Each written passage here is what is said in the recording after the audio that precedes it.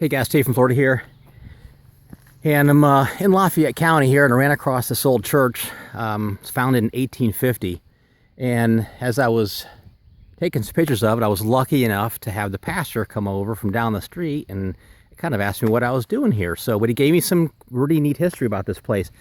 This used to have two doors in the front, not the two doors you see right now, but one off to the left and one off to the right. Now, back in 1850, when you went to church, the women had to go in one door and the men had to go in one door, and when they went into church, they would both have to sit on opposite sides. If there was any questions or conversations that needed to take place, you did that at home, but they weren't allowed to speak in church. So a lot of people thought it was a white entrance and a black entrance, but that was not the case. It was the female went on one side and the males went on the other side.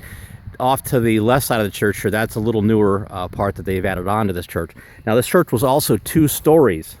So the pastoral was on the 2nd story, which is was removed. That was where the priest lived, or the pastor, excuse me, and that was removed long time ago because the pastor was no longer going to live on site.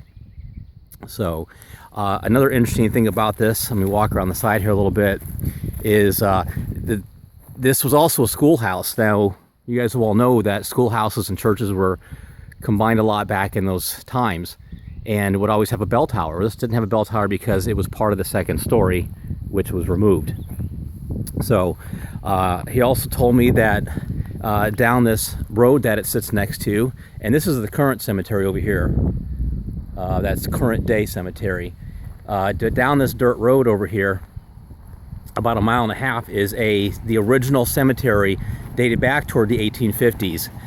And we're going to go check it out here in a second because there's some interesting history on that back there. Apparently there's some cowboys that were buried back then as well. So this is the church here in Lafayette County, 1850,